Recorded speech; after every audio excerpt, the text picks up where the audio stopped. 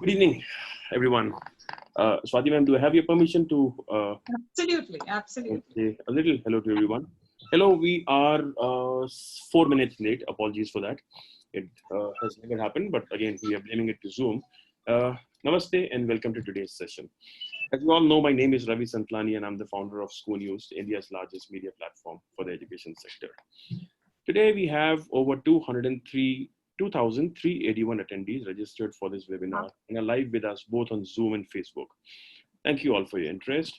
A big thank you to Early Childhood Association, India and Swati ma'am for making today's webinar happen.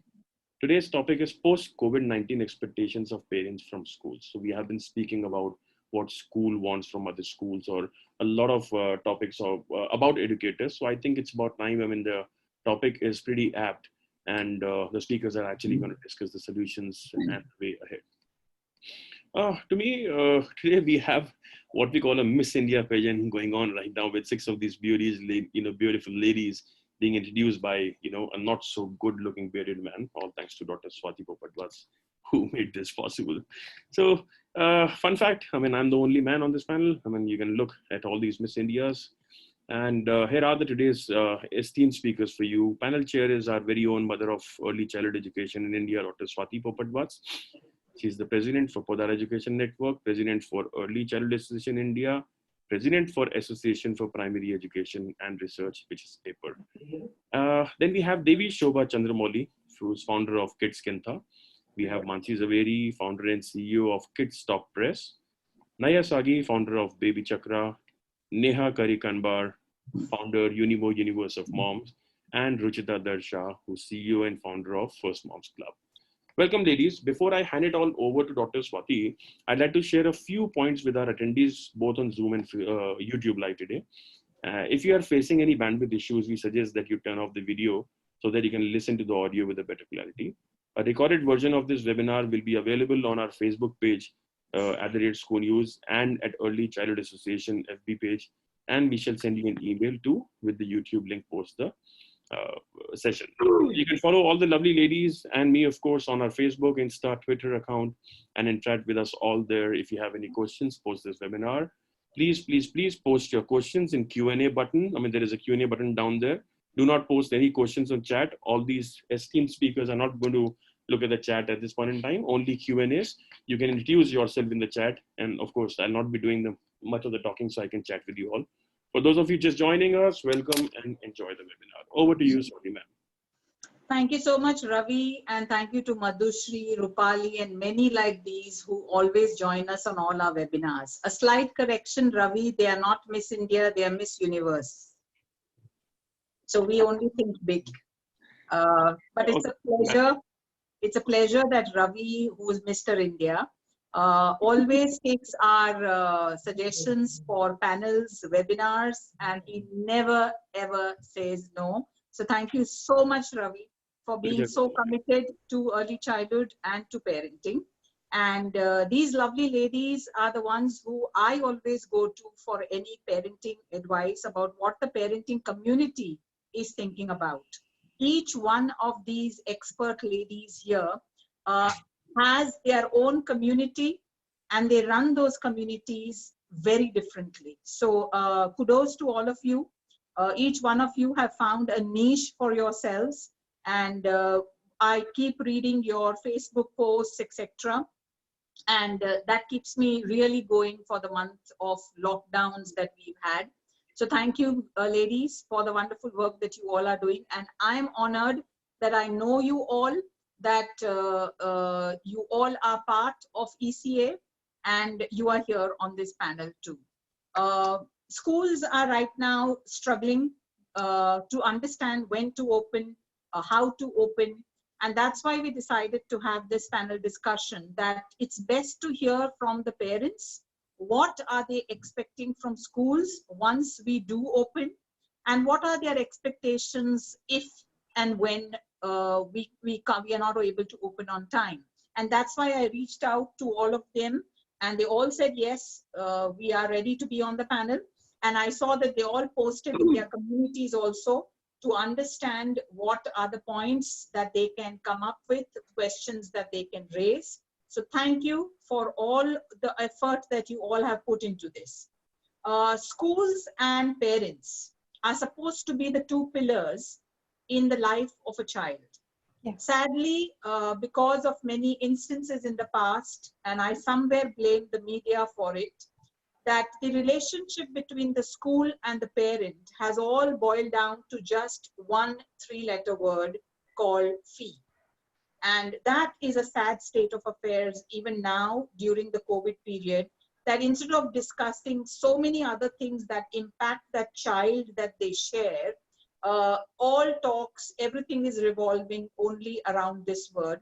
And with this panel, we want to dispel this chaos which has been created both in the minds of parents and schools, that there is much more to this relationship than just fees. And we want to invest in that which is going to impact the child. And that is why we are holding this panel discussion, because ECA wants to come out with guidelines for schools, guidelines for parents, about what the world will be post-COVID. So I'm going to start my questions. My first few questions are more kind of a brief questions, rapid fire kind of, which I'm going to throw to all of you all. And you can keep your answers brief. Later on, I'll be asking you pertinent questions where, of course, you can go more in detail. So my first question comes to First Moms Club because they have the name First Moms Club. So Ruchita, my first question is to you. Presently on your mommy groups, what are the common discussions about revolving around COVID-19? If I were to take it on a lighter note, I think moms are busy figuring out what to cook. They are struggling with that. Very true. And I think that's all over, right? But I think what they are most worried, or they're discussing on, what is going to happen to this year, this term for their child. So whether he's a young child or an older child, I think they're worried about what's going to happen, and they are all worried as to how will this, when the school will start, and if the school starts, what is the school going to do about the sanitization and social distancing. So yes, they're just worried as to when, because the uncertainty of this, I mean, the certainty of the uncertainty is getting to them, I feel. Right. Neha, what about you? What's happening on your community? Thank you, Swati ma'am. So basically, as you know, that I have more of hyper-local chapters. So I'm seeing two different kind of behaviors in different cities. Like if you have to see tier 1 cities where I have a Mumbai moms kind of a chapter, or a tier 2 like a Pune or Indore, both the groups are behaving little different. Mostly the metro mothers are discussing more about the increased workload, work-life balance, how they're coping up with this pressure. Whereas the smaller towns I'm seeing are talking about how to engage kids for meaningful things, because a lot of them are not having these kind of digital schools what we have in metro towns. But there's one common concern what I'm seeing in both the groups is when will this spread of COVID-19 end? So this is like the discussions of. Absolutely. Naya, what about you? So, Swati ma'am, I'm seeing two types of themes play out. First is around more healthcare related themes, right? Because that's what Baby Chakra really caters, being a virtual care center. So we're seeing a lot of questions around vaccinations, compliance with vaccinations during lockdowns, etc. Right? The second thing that we're seeing a very, very strong theme on is actually on psychological security for the child. Because a lot of children, I mean, how to educate children on what the lockdown means, what the social distancing means, right? I mean, we all live on calendars, but a child doesn't know a calendar, and the calendar's suddenly been completely disrupted. So I think the emotional, psychological security, how to create that safety net, that's a very, very hot topic of conversation across Baby Chakra. Wow, I know, because it is something that is common across all these platforms, is of course the worry about the children and the impact of this on children. So Mansi, what has been being discussed in your community? Actually, let's look at this space-wise. So when we began, obviously a lot of parents were thinking it's one big party and, kids are off school and we're off from work and it's all going to be at home. And, the stuff then was all about free resources and excitement and stuff like that. Obviously now that has tapered down in the last 3 weeks, and now it has moved to more about adapting to what is present. I don't think, and I think parents have embraced it, that it is here to stay. So I don't think that they are expecting, it to change overnight or change in the, in the next 1 month, 2 months, 3 months. They're not. What they're obviously concerned about primary is safety online and safety offline. Those have been primarily two concerns. They started off being, okay, very excited about everything that was free, but now they're very, very conscious about everything that's worth their time, because everybody is now figuring out that curation is very, very important, and where they're spending their time, what their kids are spending their time on, it has to be worth their while. Perfect. Devi, what about you? You hold some very, very, very great online conferences for parents and all. So what has the parent community been discussing? Yeah, Dr. Watts. Yeah, so some of the repetitive themes that I'm seeing is the worry about screen time, because screen time has drastically increased. So parents are worried about the increase in screen time, and most of them are really clueless about how to handle this sudden spike in screen time with children. The other theme is about how to manage their social lives, because at this age, it's really difficult for children to be able to understand the situation we are in. And parents are worried about the frustration that kids are facing, and this is especially very high in the case of special needs kids. How to engage them, how to really help them.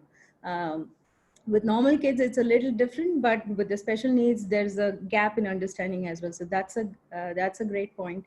And then there's also some worry around the connection between teachers and students because of the sudden digital wall, right? So how do we connect, and what kind of resources can fill in for this gap? So that's a repetition that I see in the themes. And then of course there's the fee thing, right? So there's a lot of discussion about will the online classes call for a reduction in fees, or will it be the same fee? How do we manage this? Will it be a blend of learning and all of those things?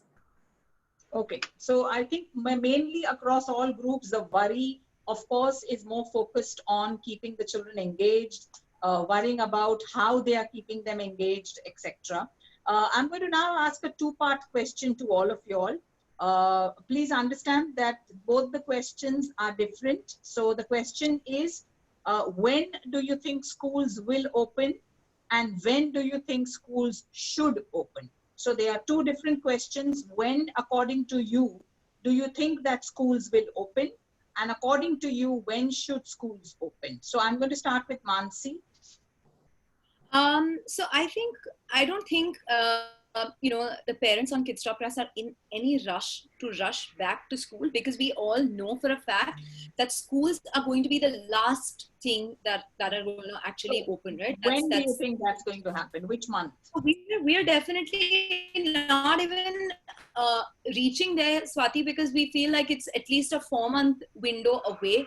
We are trying to address more immediate problems right now. So I don't think anybody is looking at anywhere before 4 months, because anyways, you're going to look at a 2-month summer break and stuff, right? So I don't think that is going to happen. And I have a slightly different point of view, because I don't, and that's resonating from the platform as well, that we are not, we've not evaluated schools as a assessment playground. We're looking at it as a learning playground, right? So whether it opens up or it doesn't open up, and if it opens up later, we're not going to penalize the school for it, right? Like, I know a leading journalist wrote an article on our schools trying to overcompensate by online learning. And that was such a negative towards all the efforts that teachers are actually taking, who have their own families to look after in these times, because I don't think schools need to overcompensate at this point in time in any case. But I don't think that parents should be in a rush, or they are in a rush, because they understand the schools will take a calculated decision when they feel it is safe for children to come back. And I would say until then, we need to focus on more online security and safety as much as we would when schools reopen for offline. Okay, great. Ruchita, when do you think schools will open? When should they open? So, Swati ma'am, we actually did a survey with our community, and that helped us understand what they want to feel. And I like Mansi said, I agree. Nobody's in a rush to send their children. We all know that it's going to be, especially parents who have younger kids, because there is no pressure of studies or exams. You're not in 10th or 12th. We actually asked them, and most of them said that we are okay to wait till September. As long as this fear goes away, they are okay to wait for that. And once again, we also asked them, are they happy with the way their schools are doing the online learning? Most of them said yes. That's my next question. Okay, So sorry. when do you think So, that will open? So I think September is a good time, but again, one doesn't know, right? Because we don't know when this is going to, and I think all of us know that we are not going to take chances with our children, and schools will be the last things to open. And I think they're all going to keep safety first more than anything else. So Absolutely. yeah, so I don't think anybody's in a rush. They understand the situation. Right. Naya, what about you? When do you think they will open? When do you think they should open? So I think actually Ruchita and our survey, we did a survey on Baby Chakra as well, interestingly. And I think September was also the date, the month that came out when people think they will open, and also post-monsoon, right? So they also felt that it would, there are multiple sort of other sort of complications that happened with that. But I think everyone felt broadly September would be a reasonable time if things sorted themselves out. But there is no hurry. That's number one. Number two, I think the paradigm post-COVID and through COVID is completely changing. Even if you look at doctor clinics, right? I mean, doctors are trying to see when to open up their OPDs and also to maintain social distancing norms, because the government's going to come out very, very strongly with very strict social distancing norms. So like not the 30 people crowded for 1 hour in a doctor clinic anymore paradigm, right? So schools will also have to adhere to those social distancing norms as and when they open. So I think parents are more, instead of saying that there's a month in which they should open, I think they're saying, number one, when it's safe to have the children go there. Number two, when the schools are structurally prepared and ready to ensure that the children are safe, and also the teachers are safe, because teachers are like frontline workers, right? Absolutely. You can't afford to compromise on their safety, right? And I think then in terms of how should they open, etc., there are a couple of thoughts there in terms of batches, rotations, I'll come to etc. that. We can come to that. Yeah.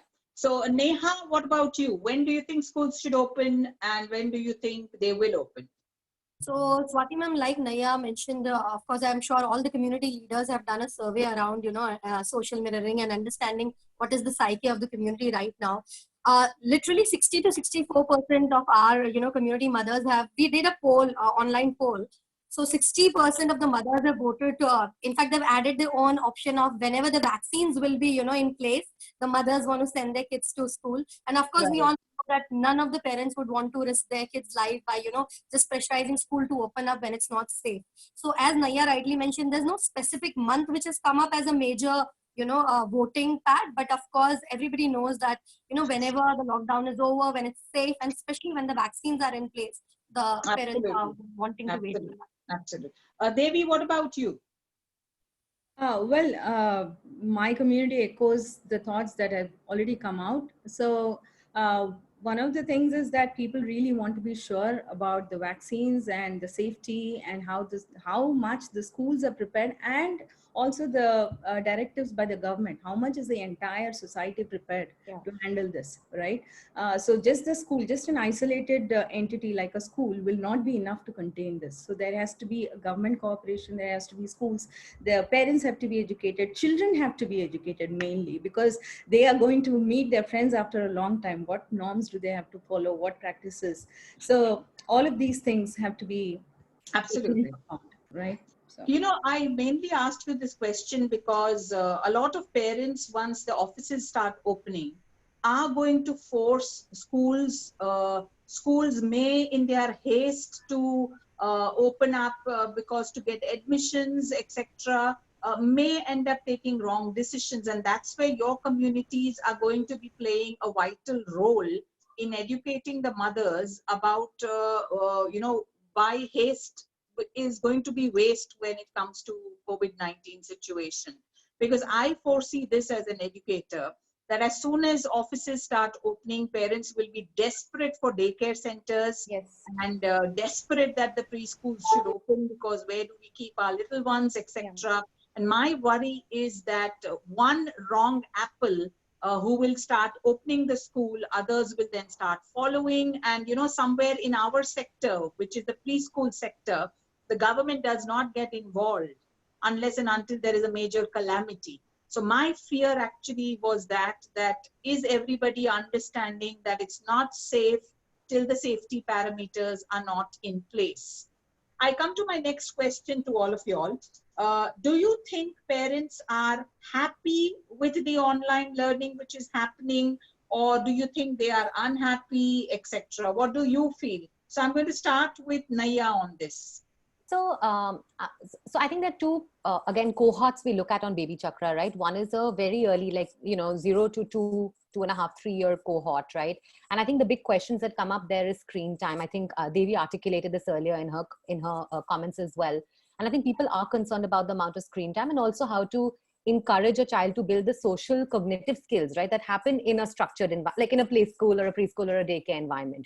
So that definitely is still a concern for parents. I think for parents between 3 years of children to about 5, I think they're broadly all right with what's happening online. I think they feel and they appreciate the amount of efforts teachers are putting in to maintain the bond and the relationship through online classes with their students. I think a broader question is it really leading to personalized education? Right? I think that's been a big question, because, in a classroom setting, you actually see how a child is reacting, how a child is emoting, right? In a Zoom class, unfortunately, you're not able to capture those those nuances, right? And I think that has been a very, very big concern to parents, saying that, great, my child is getting all the insights, but like, is the teacher getting the insights she needs to actually be personalized as a coach to the child? I think that's been a big concern. I think very valid point. What about you, Neha? So again, little similar to Naya's, answer here. There are definitely 2 or 3 cohorts in the community. The younger mothers, Swati ma'am, especially the pre-primary and the primary parents, they're not very happy with this online class, because somewhere they feel they have to be by the kids' side when the classes go on, and it at times also disturbs their entire work schedule, and at the same time they find it very tough to manage it with this, stressful time already. At the same time, of course, I'll discuss about it, that what exactly goes in the online class also is very important, because a lot of schools today, like when you were mentioning about the haste of, post-COVID lockdown, and the schools will be pressurized to open it. Somewhere, some schools have just started online classes for the sake of it, ma'am. Let's agree to that fact, that just because they wanted to justify their parents' need, or at times school fees, they were just giving into that pressure and started an online class without having a proper support, proper system, and even the proper curriculum, because curriculum offline and curriculum online is 2 different things. Absolutely. For putting these I would say teachers also in a very petty stage, where they are also managing their work life thing. At the same time, they have to deal with something very new. So are they prepared for it? If they are not, then it's doing more harm than a benefit to the Absolutely.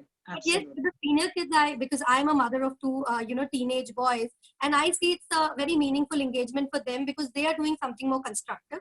But again, my take there would be, again, teachers can do away with the syllabus marathon and just focus on some more interesting things and try to tweak it. Like when I'm a trainer, when I conduct online training, I'll be conducting it in a very different fashion than an offline session. So have we prepared our staff, teachers for that? So that's something which has been discussed in my community as well. Very valid points. Mansi, what about you? Do you think parents are happy with online learning, or do you think they have their own reservations? So I think, Swati, that will completely depend on different age group, different age groups and different school spectrums also, right? We're talking of right from an international school to an IB school to a regular school, etc. So I feel that it's very different, and we have to look at it very differently for each of them. I would slightly differ with Neha on this, that whether schools are just starting for the heck of it, to address that, listen, schools are not prepared for this either. If anybody else was, they're more happy to kind of take on online training, because I don't think any of us were prepared for this. So let's give some credit to the teachers and the schools for doing this, prepping up literally in like no time, unlearning ways of teaching in classroom and learning online. Parents of schools where it is being done on, say, an enterprise level software, like people who are using Microsoft Teams, etc. Of course, they'll be very happy. The kids are very happy, right? So whether parents are happy or not, let's ask the children if they are happy. And I have a 7-year-old and 11-year-old, and across what I hear, the kids are very happy because for them it's an interactive medium. For them, they are learning the process of being responsible.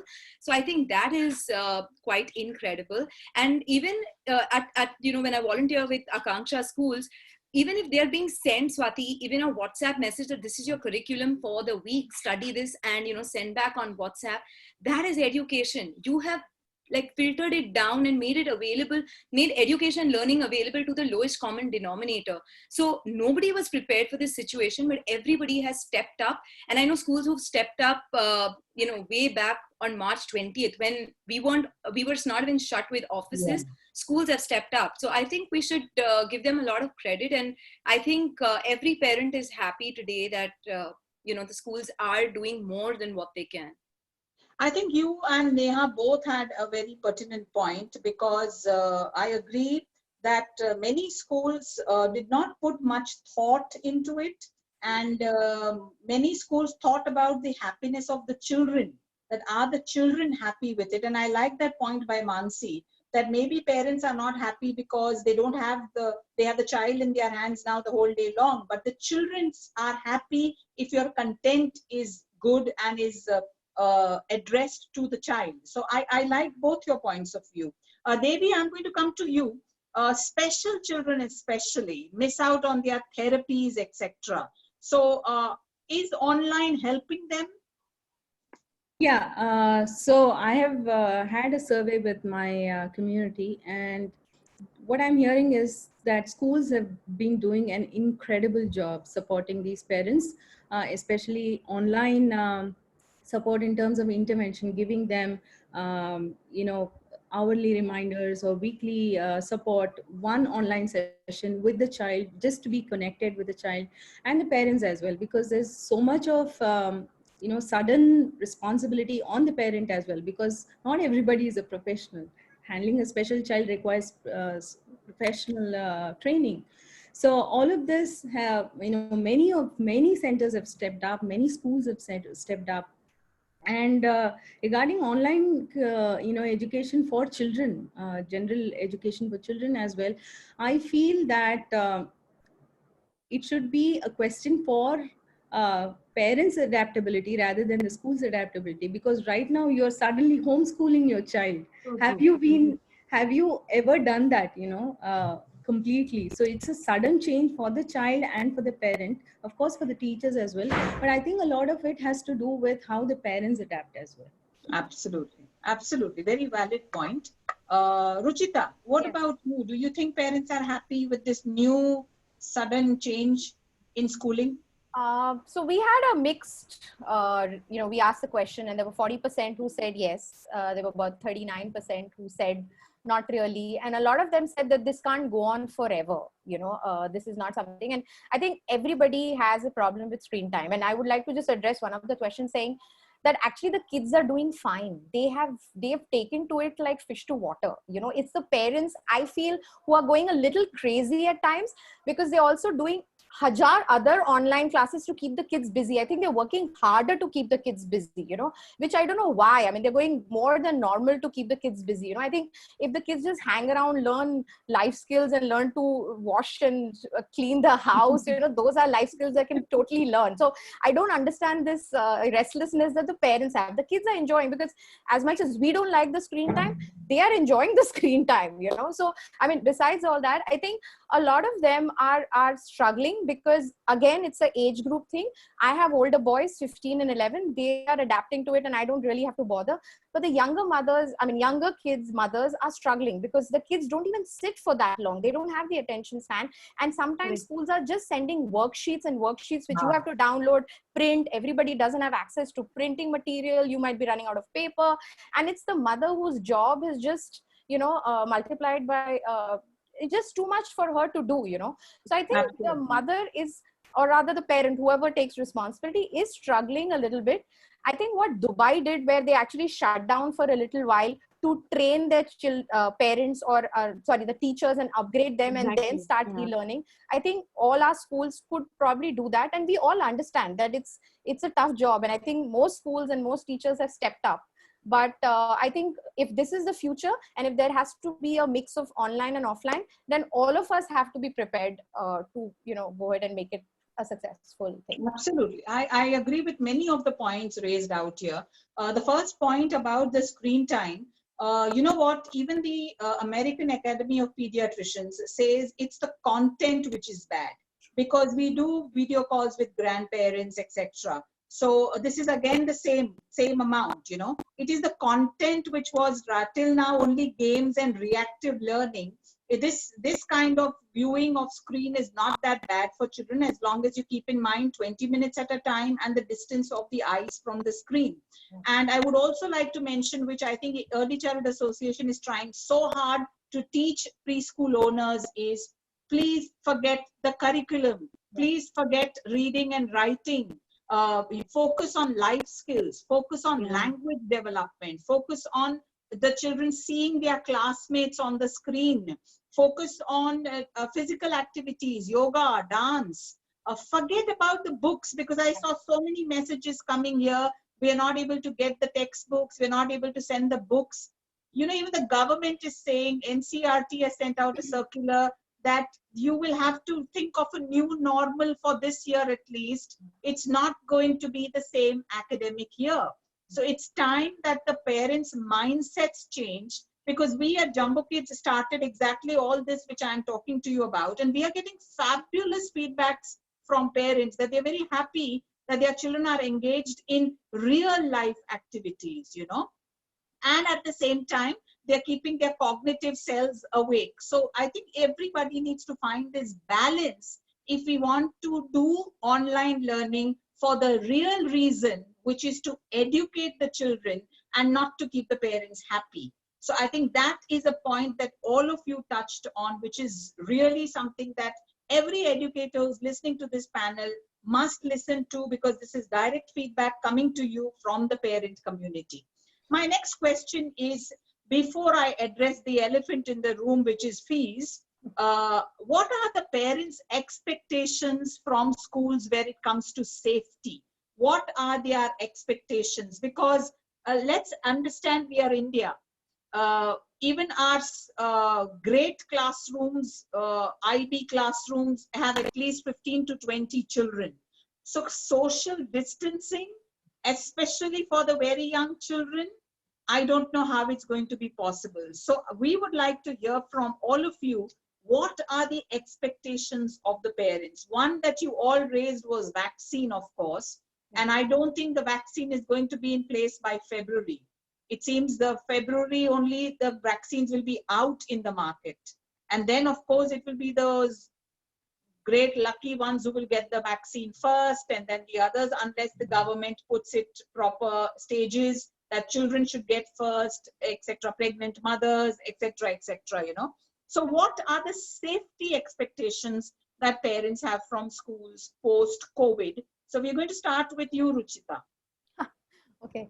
So see, a lot of them actually also, like Neha said on they said, till the vaccine is out, we're not going to send the kid, which is not practical, because that's going to take a lot of time. A lot of them said that, the schools will have to let the parents know what they're doing to sanitize the premises. How are they going to take care? How are they going to do social distancing? How are they going to do away maybe with assemblies and events and stuff like that. So a lot of them are concerned about that. And they also want to, they expect the school to keep them updated on what they are doing for the safety of the child in school, but I'll go back again to my first point where they said that they are in no rush and they are okay with a mix of online, offline. They are okay with, maybe doing 3 weeks or in batches. So even, especially in, see, IB and all is very different. I think we are still like, it's a different, but when you're an SSC, ICSE school, you have 40, 50 kids. How are you going to, I don't even know whether we represent the true parenting community in India here. I mean, let me be honest, the common arm janta. So how are you going to talk to the SSC kids and stuff like that, where there are maybe 60 in a class, So I think these are just parents who we are talking to where they are maybe 20, 30, 40. So I think they're very, very aware that they are not in a rush. They are okay to wait. But if the school comes up with smart, clever ideas of running in batches, alternate day schools, they are happy with that. But they need to be informed and they need to be told well in advance, because sometimes I find that parents are saying that the teachers are not updating them with even the weekly plan. There's no plan and ready, because I think the teachers also struggling. They're thinking on their feet. There's a lot of knee-jerk reaction to everything. So they just want to be informed, and they are okay with the schools and teachers taking their time to come up with a good plan for. Right. Neha, what about you? What do you think parents are expecting where safety is concerned? Swati ma'am, first of all, I think that this question itself is not very valid to, have any expectations from schools of this kinds, because I'm sure everybody would want to do their level best when it comes to kids, and schools are equally responsible. How, as a family, we take care of our house today. Hygiene in our house is so important that we try to, there are OCD parents, and then there are neutral parents, and then there are, parents like us who, at times, are okay with certain hygiene issues. But at the same time, I've seen a lot of our mothers who have been, sanitizing their door handle, their doorbell every 10 minutes. So what to expect out of parents like these? I'm sure if those kind of parents are discussing this issue on a community, they'll certainly have very high expectations from schools, and they'll never be satisfied with whatever the school comes up with. They'll always have an issue around it. There are pessimistic people, and we cannot really help them. But coming on to the parents' expectations, which are more reasonable, of course we all will look into, and I'm sure the schools will look into the sanitization process, which is like a mandate. Apart from that, social distancing cannot be practiced. In fact, I would, disagree with Ruchita here, because I definitely represent the masses here, because I have, my chapters in very small towns also. So I understand that there, social distancing is not exactly possible. There are 70, 80 kids in one class. And there, if we are looking at, alternate batches and all, it's not even, it's not even economically viable for a school to run a concept like this. I would suggest that, as you started with, we should stop doing the syllabus marathon, at least for this year. We should stop pressurizing our schools, teachers, administration, cooperate with them. In fact, take a call that, when it's mutually okay for both of us to, come in terms with certain agreements. Tolerance has to come in. Tolerance has to come in from both the end, from the schools as well as from the parents. And we have to understand that each of us are doing our level best. So that's my point. I would not give certain tips and tricks to schools on what to do for sanitization or safety practices. I'm sure they're like quite intelligent people. Valid points. Mansi, what about you? Any suggestions from your community? Yeah, so I completely feel that I think what safety measures schools should take is a very distant dream, Swati, at this point in time, because I don't think we are looking at sending our kids. Forget what measures schools are taking. We are definitely not ready to send our kids. Even I'm not sure, even if the vaccine is out, I am ready to send my child back to school, right? So I am just trusting on two factors. One is obviously the school taking utmost care, which I know they will, and trusting the school and the authorities to do that, because I know they'll do everything in their capacity to do that. And second is not forgetting to trust my child, because I think kids have learned a whole new level of self-care at this point in time. So I definitely feel that no matter where we go, forget schools, even if we're walking down a street today or even 6 months later, our kids are going to be very cautious of whether they're going to do this or they're going to do this, whether they brush past and they should come home and get a shower, immediately take a shower. So I say whatever, no matter when schools reopen, I think our kids are very, very abreast to handling any situation. I don't know about the little ones. I think they are also, anybody above 3 is also very sensitive. They understand what COVID is and how it spreads. So all of that. And I also just like to add that I think, from a teacher's perspective, the point that we were discussing earlier, I feel so so much empathy for the teachers, because they have now been in public glare. Imagine, some schools are even recording, and then those parents are watching the replays of that, right? So a teacher was confined to her classroom thinking that this is my style of teaching, this is how I'd like to teach, is now left to public opinion of the way she should actually be doing her job. So I have tremendous empathy for the teachers as well, because suddenly they need to be not only teaching the children but also teaching the parent, because parents are going to go back and say, listen, you taught like this, but it should actually be taught like this. So you're really subjected to public opinion. Absolutely. It's like suddenly a surgeon is going on television and doing his surgery. Imagine how nervous he's going to be with the entire nation watching him. And that's exactly the status of teachers right now. They're all afraid of their pronunciations. They're afraid about, are they looking nice? Are they, are they looking fat? Are they looking thin? Are they I love sounding that. correct? Yeah, I know my teachers are discussing all this in the WhatsApp groups and commenting on each other also, stand a little distance away to patni lagegi and all that, Swati, it also brought a lot of vulnerability and bonding between the children and the teachers, because sometimes the teachers say, I'm sorry, I don't know, let me get back. And pop comes the child and says, Miss, you can do it like this. So the kids learned it way before the teachers, right? Like blurring of the background and putting fancy things and all of that and having new appearances every day. So I think it's kind of made the teaching bond better. I think they've run out of wardrobe also now. I have run out of my webinar wardrobe, and definitely. So coming to you, Naya, what do you think? Because you also represent the very little children and their parents. So you yourself have a very small child. What are the expectations from schools? So, I'll just lay out 2 or 3 points, Swati ma'am, if I may. The first piece is that I think we, by the way, we're literally living as a generation through a systemic shift, right? And let's acknowledge that. Let's take a minute, step back and acknowledge that. The GDP of India is poised to go to negatives, right? It's never happened in India's history before, right? This is worse than the financial crisis, right? So I just want to lay out like this is a very, very macroeconomic event of like disproportionate proportions, to put it mildly. So I think there are 2 or 3 things that we need to think through, right? The first is that online is going to be a reality of the future. And therefore, to ensure that we use online as a very powerful method to, empower and educate our children, we will need to, I think, as an EC, and I think that's a very, very important role that the EC will play, as well as, of course, in time, the government, as the case might be, set some minimum critical structures and guidelines. Like we've just seen a shift in telemedicine. I'm just drawing an analogy from healthcare. I think education is as essential a service as healthcare. That's why I draw this analogy. Right. The Telemedicine Act has been amended, and actually guidelines have been introduced to make prescriptions, to make virtual consultations possible for doctors for the first time in history in India, right?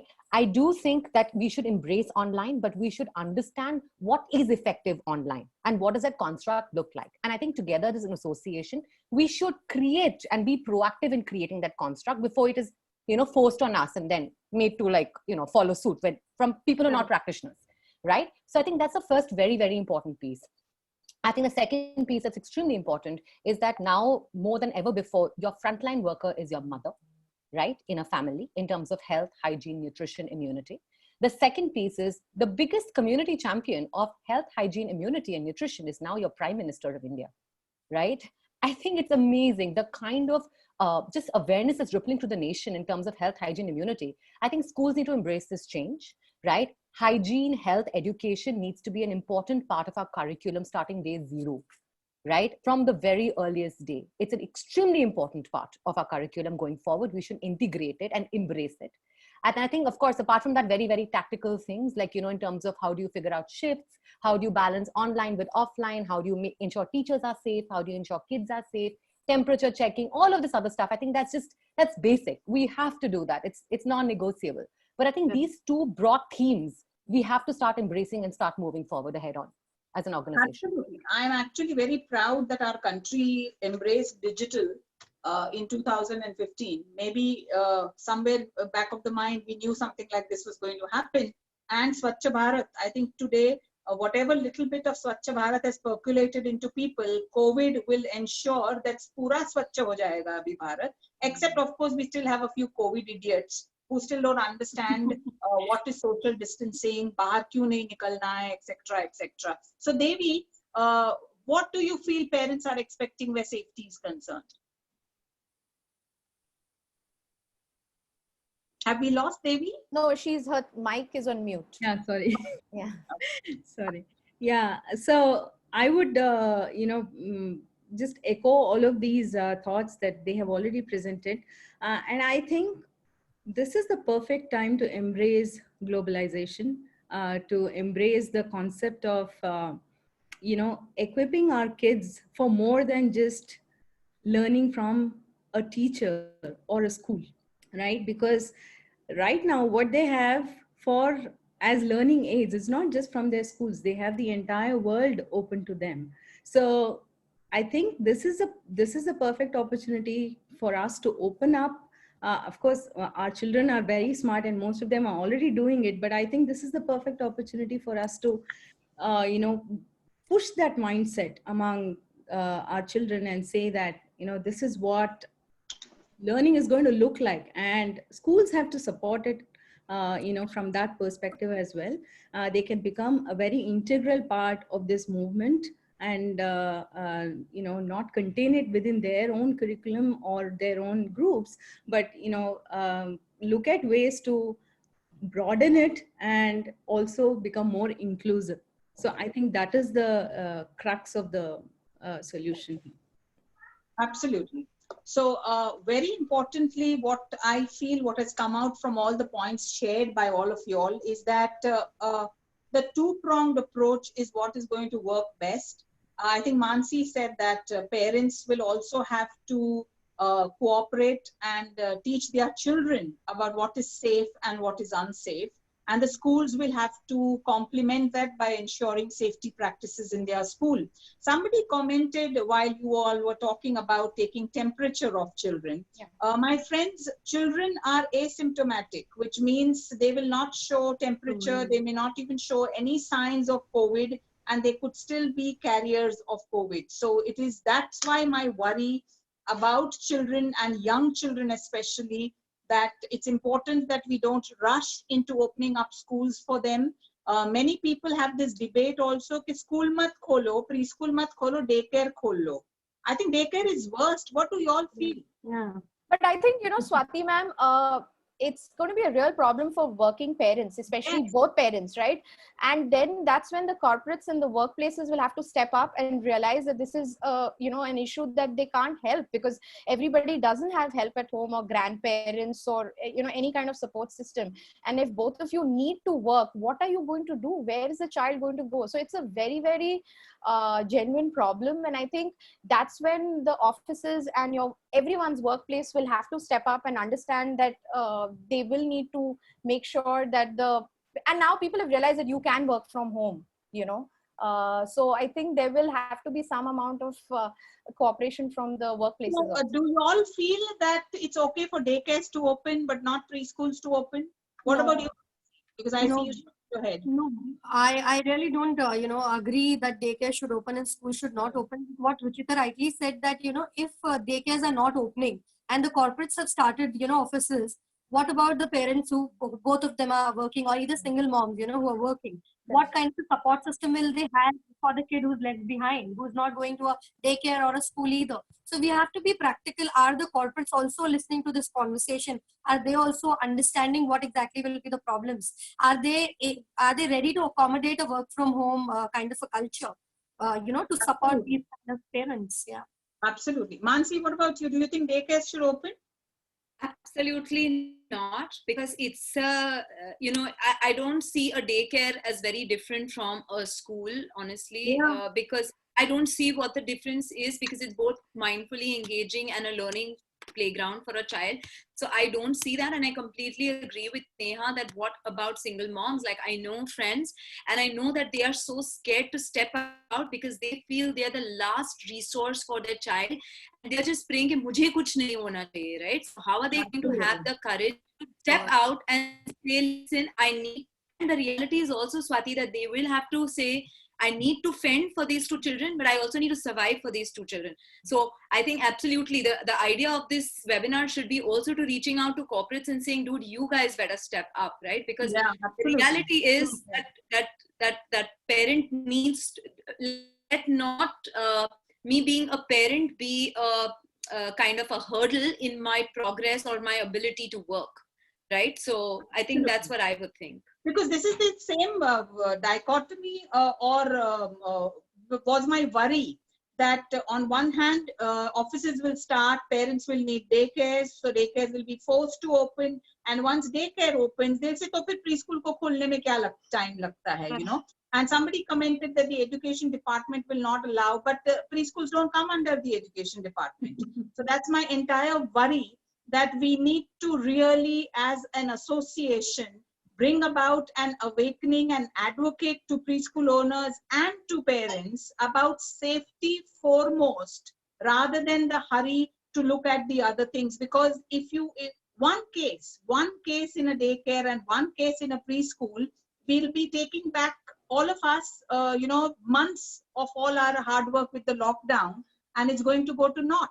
So it's really going to be so difficult for single moms, for dual working parents. How are they going to manage? And I feel you're right. Corporates will have to step up, and corporates will have to give the solutions to these parents. I'm now going to address the elephant in the room. I come from an industry where women entrepreneurs have invested in opening preschools and in opening daycares. To some way, they are also contributing to the economy of this country. Women empowerment is also something that was achieved because of these women entrepreneurs. And now it's the same entrepreneurs who may have to close down their business because parents are refusing to pay fees. Because they feel children are not attending the school. Why should we pay the fee? But there are staff that have been appointed. On one hand, the government has said, please don't stop paying salaries. So these entrepreneurs are faced with a dilemma. How do I pay salaries and rent if the parent is not going to pay me the fee? And I liked the circular that School News has come out with today, that if you are sitting at home and getting your salary, then why are you refusing to pay fee to the school so that the school can pay fees to the teachers? So I want to know your frank opinion on this ongoing battle between schools and parents. So I'm going to start first with Neha. Swati ma'am, here my point is that, how you mentioned about the entrepreneur mothers who have started their own schools and, their schools, they're paying the staff. Similarly, there's another set of entrepreneur parents who are sitting at home, who have the small time or mid-level businesses, and their businesses are totally impacted because of COVID-19. Let's understand, what we talk about the school fees, still a larger amount what we're talking about on our community, and I'm sure all the other community leaders will also must have seen threads like this on their community, where mothers have been questioning if they pay their drivers, maids for month on month. Of course, the first and second month everybody is paying, everybody is accommodating them. But how long will these people keep paying, these service people or schools if they themselves are not paid the salaries? I'm talking about the ones who are getting their salaries. See, there are ma'am, still who are getting the salaries are also experiencing pay cut. I have friends in a lot of MNCs who have, who have already got the notices of pay cuts. There are people who have not got their bonuses, what they've planned for the year long. Generally, they tend to pay their school fees with the bonuses which comes their way. Then there are other, people also who are running small businesses, as I mentioned. So they are struggling with it. I'm not saying that they should not pay the school, because school have also created certain liabilities. There are certain things which they might have already committed to. But a revisit to the school fee has to be done. That's my, my point of view here. Maybe, a little reduction on, especially in the areas of school buses, where, the services are not getting used. At the same time, it will not be used for, a little more time. So are we trying to, see that how it becomes a beneficial thing for parents as well as for the schools, rather than, just arguing about whether the school fees is valid or not valid. So neither of the points are like okay in the silos, but yeah, together we have to come on a revisit on the school fee structures, especially the schools which are charging a bomb. I personally feel, I don't feel sad for parents who join these schools, because they should have thought about the bomb before they joined them. So no, really, I am absolutely not sympathetic towards these parents.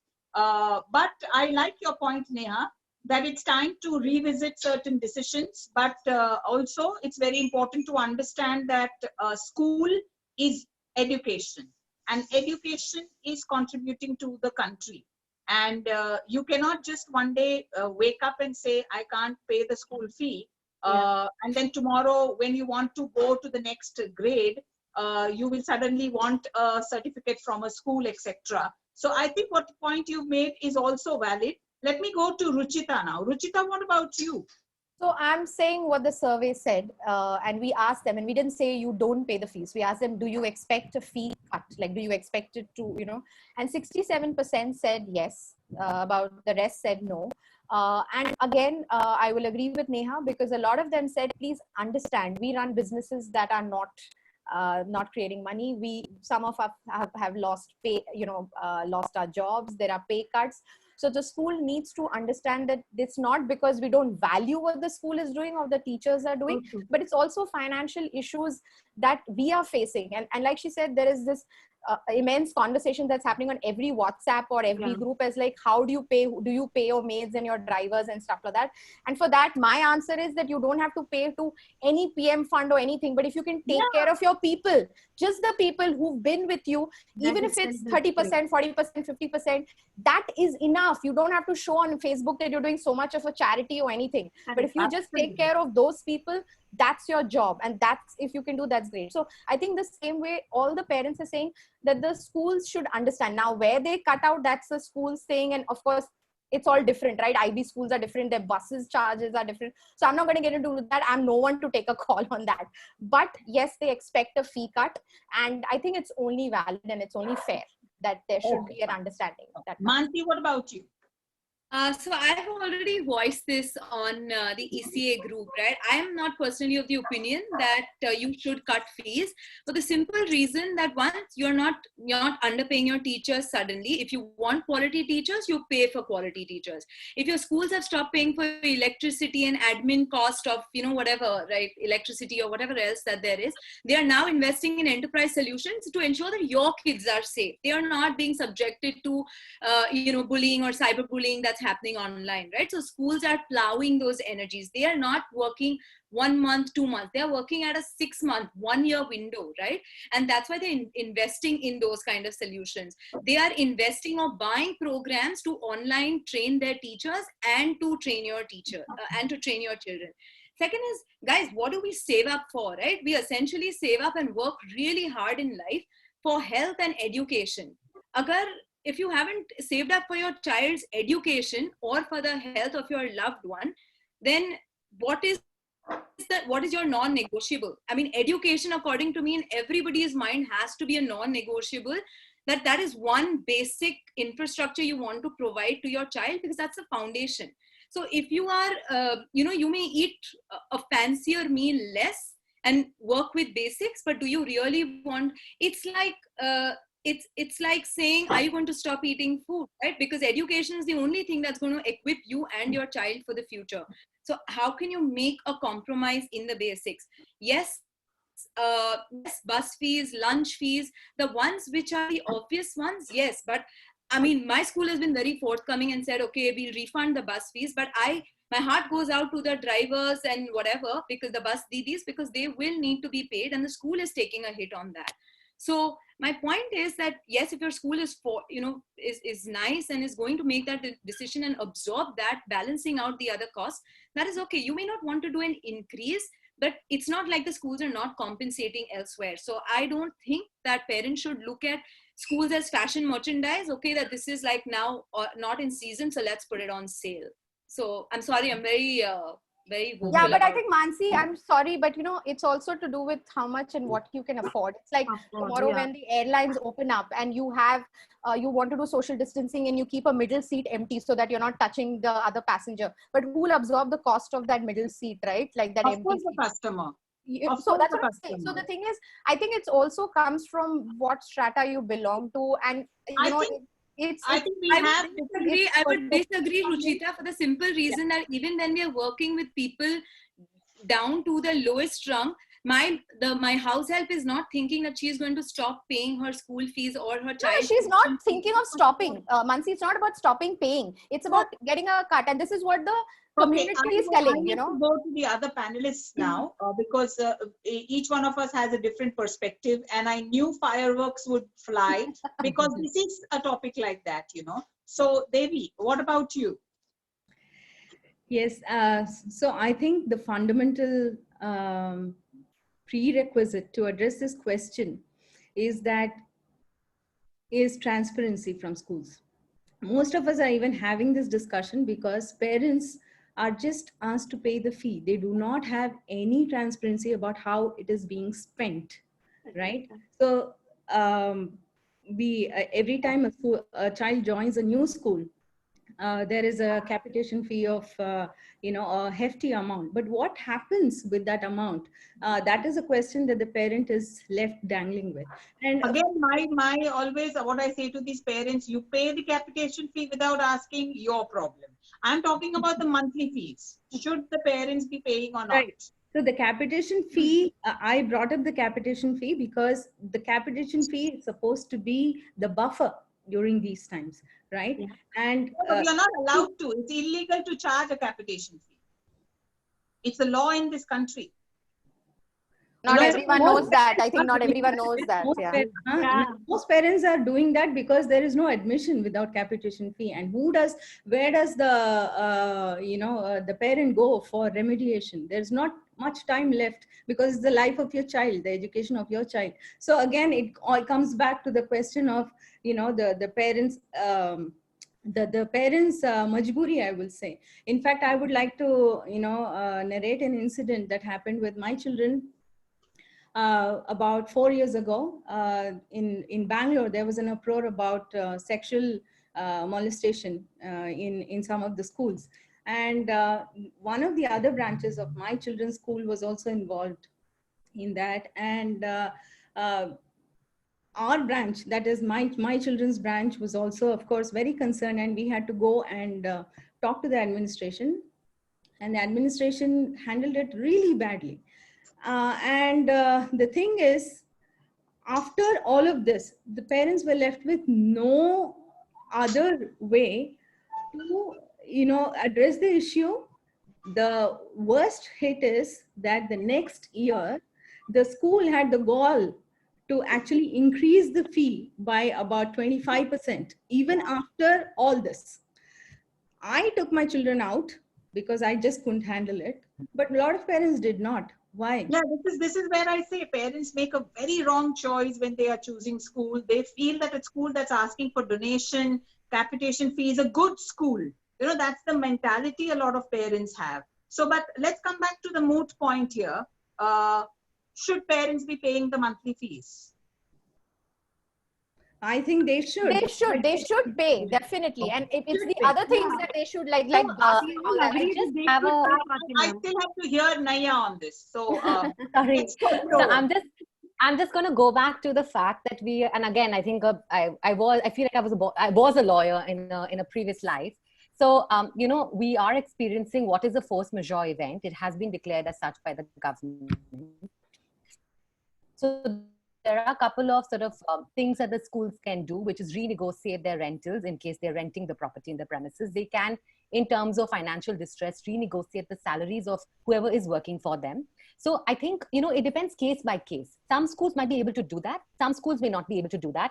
I think Devi makes an extremely important point. I think the transparency, again, like a social contract as well. And it's actually a physical contract between a parent and an educational institution, right? So if the educational institution is a party and tells the parent that, listen, I've tried whatever I could. I tried to renegotiate my rentals. I tried to renegotiate my salaries. But, the unfortunate reality is that I am doing online education, buying enterprise software solutions, which is more expensive. And hence, this is what your monthly bill looks like. And therefore, you can choose to opt in to this contract, right? And therefore, the fees is this. I think that dialogue is essential. So my short answer to a very, very long explanation is it's a force majeure event. Things are open for consideration today. We need a dialogue between schools and parents explaining what the cost structure is and how we are going to work with your child going forward. And then parents can actually say, this makes sense to me. And then we can align at that conclusion. I think there is absolutely, there might not be a reason to reduce the school fees in case the schools make a really cogent case in saying that I'm already actually putting in more than before to ensure that your child is well taken care of. When you suggest dialogue and transparency, sometimes it's absolutely not possible, I It's was like just asking going to the say that, Swati, like if we need to open up, imagine a school has to open up to 1,200, 1,500, 2,000 parents. I cannot even imagine the plight of the school, because they will be subject to, I mean, our class teachers can't handle us, guys. What will like, imagine if there are like 20 classes into us dealing with the school, it will be. What I would like to just say is that it's because of a handful of wrong schools that commercialized education. All of us good schools are having to pay the price today when it comes to fees and parents not wanting to pay the fees. So I would urge all the women entrepreneurs out there who have invested in early years, which is a very good investment. Read up on James Heckman, and he says that investment in early years is the only way a country can be saved. And so he also talks about that it's not just investing in early years, it's investing in quality early years. And that's what I appeal to all the preschoolers who are educators who are listening. Invest in online education right now, but quality education, not just restricted to reading and writing and counting. Give them things that they can do at home and be happy to do at home. So I think what has emerged from this question, which I kept right at the end, is about fees. I would like to urge all the panelists, because you all have such large communities, if you can put in a good word about the schools, it would really help. I agree to your point that revisit the fees, maybe a cut wherever required.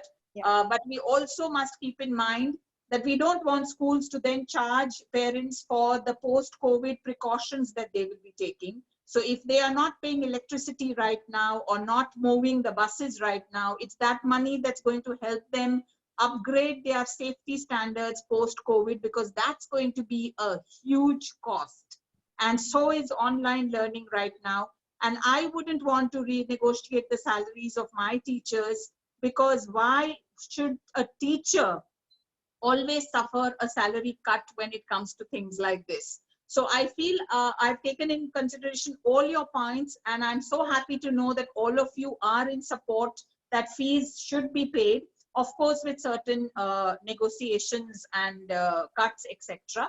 But I'm very happy to hear this, and I'm sure the educators who are listening to this are also quite happy about this. So I would urge you on behalf of the Early Childhood Association that do put in a good word if you are hearing a parent crib about what are schools doing, etc., etc.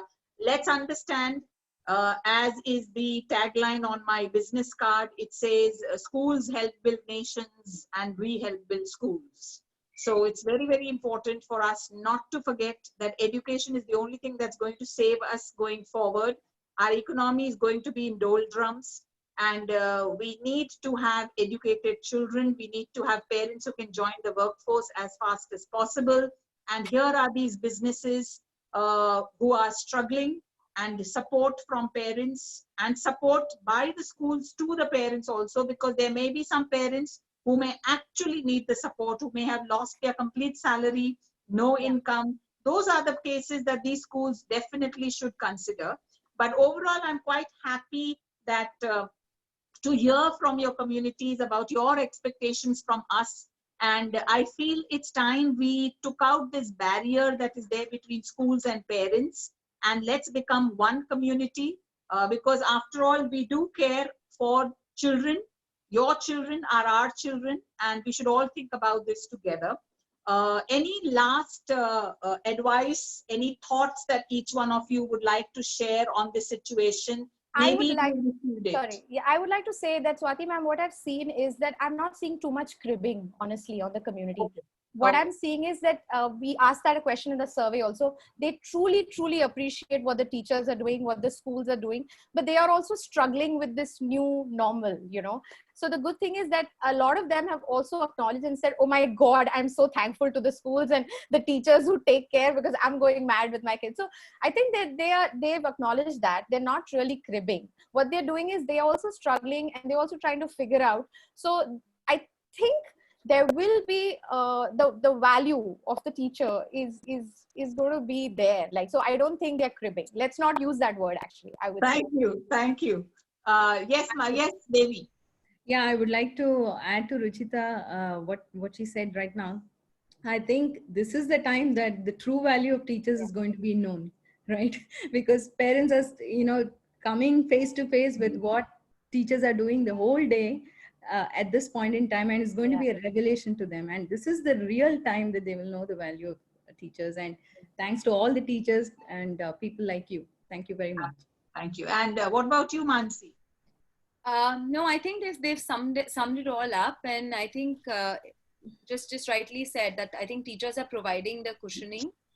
So I think they should really, they are as important as anybody else at this point in time. So Swati, I'm on your side that I really don't think teachers deserve a pay cut for cushioning our kids, because the mother can break down, the teacher cannot, and she's handling 30 of them all together. So I have lot of empathy for them. So Mansi, in fact, we need education ministers like you who care for the school community and not just for their vote bank.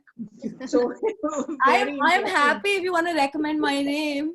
I will. We adore such ministers. Neha, what about you? I'm sorry, ma'am, I lost connection in between, so I missed on to the question. I was like, Any last advice, any thoughts from your community that you would like to share?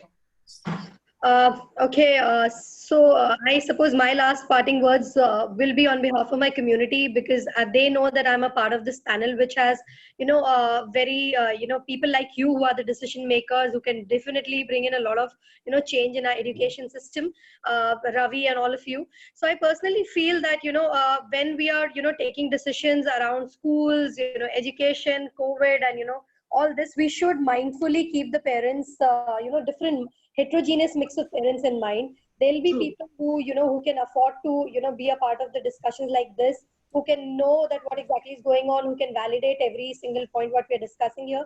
And then there is another set of parents who are away from all this, but they get impacted with all the decisions what we make in here. So I just expect a sensitivity from both the sides. I just expect a little bit from both the sides, from the schools as well as parents, when it comes to issues like this, because we were not prepared for a time like this. None of us. In fact, when Mansi last time mentioned that, I'm sure every parent is prepared for a, fee, or she has certain investment for health or education. I'm sure schools also have a certain investment or a buffer for parents to, help parents in this kind of a crisis. Maybe if not really, none of us are saying that we should not pay school fees. All of us are just, reaffirming that maybe with a little, leeway there, a percentage cut, or a EMI facility, or a flexible schedule would help people better. So I'm just expecting. When you said schools have a buffer, I hope you all know that schools pay 20% of the fees of all the children. These are the RTE children. And that money has stopped coming from the government. But again, we are, Swati ma'am, again, we are discussing about a lot of schools here. It's not, I understand that few of you who have been very responsible school, people have been doing this kind of. Absolutely. But a valid point, sensitivity is the word that I loved about your point. Changes have been, utilizing funds very mindfully. Yeah. What about Naya? No, I think first of all, I think kudos to everyone who participated on this, because I think it just shows that, I mean, thanks to the ECA, we have a platform to have this dialogue extremely openly. So, I mean, thank you again to the ECA for bringing us all together. I think two things. Number one, healthcare and education are fundamental rights, right? And I think we have to think about how we set, first of all, some basic guidelines, because now we are in a new paradigm, which is online inclusive, right? And which is also inclusive for people who don't have access to the internet today and still don't have access to schools. I think it's a very, very broader, open question for all of us as a community of practitioners and parents. And I think the second piece to it is, this is a great time for all of us to come together and bond, right? All the differences, everything set aside, we are facing a common enemy in the COVID. This is the time to come together. And I would really say that more and more of these open, transparent dialogues is, I think, a sign of all of us coming together. So I think this is an opportunity to rebuild the future. I think we can rebuild it together. It's an extremely exciting time. I think let's take this opportunity. Let's go forward together versus, like, indivisiveness as we've done in the past. Absolutely. And I hope that the points that have emerged from this session are going to help the educators plan their online learning. Less focus on strict academics, more focus on life skills. Please be sensitive to the needs of parents. They can't give that much of time online. So choose your platforms wisely. Ensure that children are not watching only reactive content. It should be something that's helping them in their language and social skills. And also keep in mind that they should be using their cognitive skills, not their memory skills. Cognition is all about the metacognition activities that you can give them about matching, find the different, all that. So that's going to keep their brains active. Physical activity is very, very important. And when it comes to fees, a very good suggestions from these panelists that please be sensitive when you are approaching the parents. Please understand their situation. But yes, something that is very heartening for all of us to hear from all the panelists is that yes, schools should be taking the fees, of course, with a little bit of cut or whatever can be discussed with the parents. But it feels good when the parent community and the school community can become one and think about the future and not just about their petty differences all the time. And I think ECA has tried to do this the most in everything that we do, that it's time that the two pillars in a child's life are on talking terms, are on transparent terms, and are not always at loggerheads with each other. And for that, I thank these panelists because each one of them is very special to me. They hold a very special place in my heart. Each one of them play such a different role on their Facebook pages. Ruchita is my favorite Gabbar. Neha is my favorite diva. Naya is that very, very cognitive-minded mom. Devi is so sensitive about the special needs children, and she does a fabulous job with her online conferences. Hats off to you. And Mansi is so grounded and rooted both in values, and it yet is a very, very diva-ish mom with her. I envy that lovely, award function that she holds. By the way, she's never called me to it, never, ever. So that's my one grouse with her. But attend करने तो बोलिए तो बुलाओ, award नहीं तो चलेगा.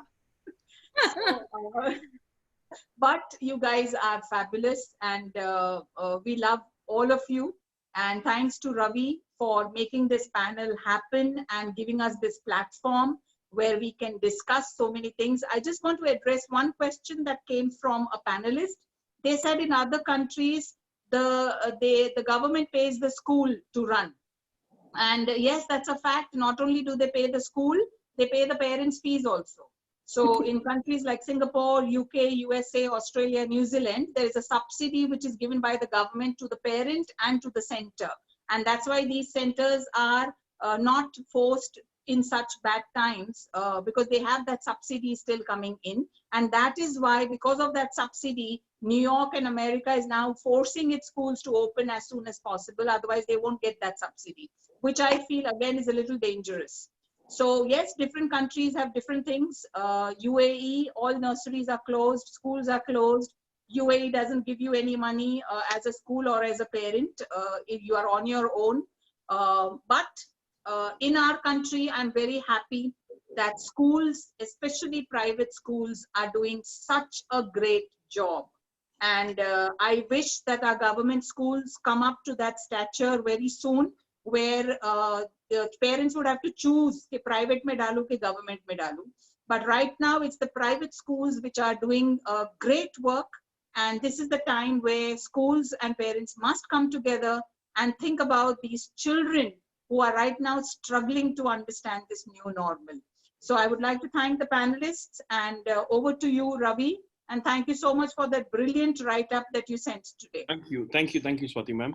Since I'll not get this opportunity again real soon when I will have all these amazing, community leaders here. I think a little point that I wanted to make is, before asking the fees from the parents, I think, we all need to work on the perception that they have, the notion that they have. I think over 90% of the North Indian, I'm talking about North India, I come from Jaipur, not only parents have this perception कि यार school तो बहुत पैसा है यार, इनके पास तो अरबों रुपए दबे पड़े हैं वहाँ पे. So I think, I mean, it's about time to open a dialogue in these communities to let these people know that there is a difference in government aided schools and private unaided schools. When it comes to private unaided schools, you have to buy the land on the market price. I mean, there is no government ka discount for private unaided schools, right? I mean, I think a lot of viewers right now, thousands of them watching on YouTube and Zoom, I mean, their kids go to private schools and unaided schools. So I think, Swati ma'am, I mean, you are running more than 698 schools. You know, I mean, what are the expenditures of the school? Electricity, there is no discount.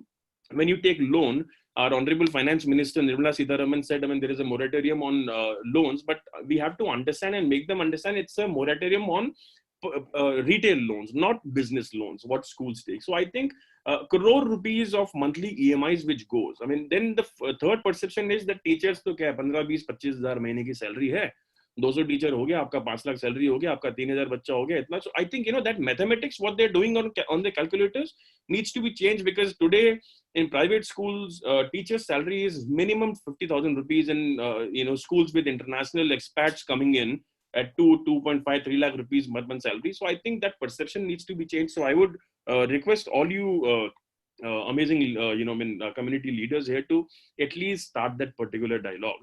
And what we have done today, we have started a campaign, and all the schools are only asking for the fees from the parents who are unaffected.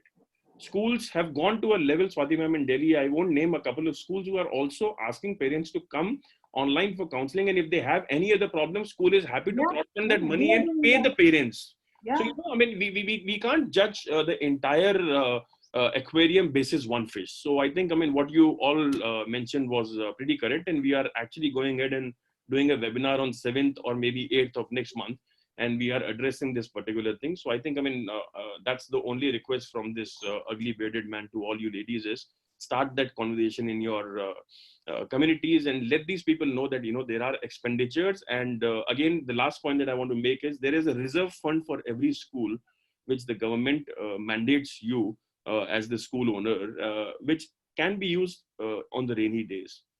We are going through rainy days, but all the schools are not allowed to touch that particular fund.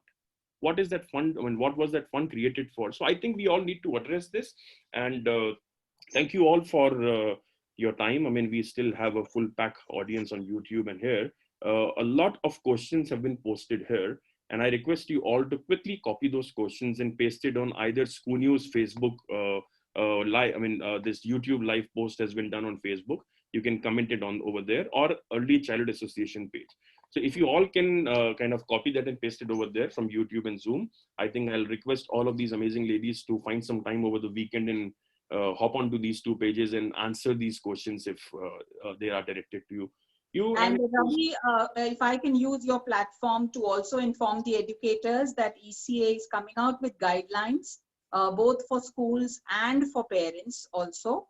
And number two, we are also coming out with a video to help schools understand how best can they do without fees, or if they get low fees, what can they do about their costs, etc. Especially I'm talking about these small preschools, which are owned by a single individual, and they may have just 25 or 30 children, and out of which if 20 have not paid, how should they be coping and how should they be approaching the parents for the same? So we're coming out with that very soon. Just give us a few days and we'll be launching it. Perfect. So all the questions should be copied and pasted on either School News Facebook page or Early Childhood Association Facebook page. If you want to know about more about our coming webinars, tomorrow we have a webinar. A lot of schools owners were asking, I mean, Heritage Experiential Learning School here, India ka #1 school kaise ban gaya? So I requested Manit, and his entire team is going live tomorrow at 4 o'clock. So if you want to join, I mean, you hop on to School News page, Telegram channel, School News. ये 1 minute लगेगा मुझे अपना promotion करने के लिए. I mean, if I've given the platform, I will do that. So a lot of people are actually putting this on chat. When is the next webinar? So this webinar was. No, Ravi, they are asking when is the next webinar with ECA. Of course, yes. I was actually coming to that. So a lot of webinars are done with collaboration with School News and a lot of other media houses. So you need to keep an eye on ECA Facebook page. And then, of course, School News ka Facebook page, you can know about the other webinars. And then you can find School News on Telegram. and you can join that particular channel. And there will be a YouTube recording for all those who missed this particular webinar, and all for the panelists as well, if you want to go back and see what you said. And that will be mailed to you right after this webinar comes to an end, on the thank you email that you will receive from no-reply@zoom.us. You'll receive a lot of emails from there. Thank you very much once again. Thank you, Ruchir. Thank you so much. Thank you, Devi. Thank you, Naya. And thank you, Nick. Thank you. Thank you all. Thank you very Bye. much. Please stay Bye-bye. safe, everyone. Yes. Go and please make tea. Thank you. Bye-bye. Bye. Take care. Bye.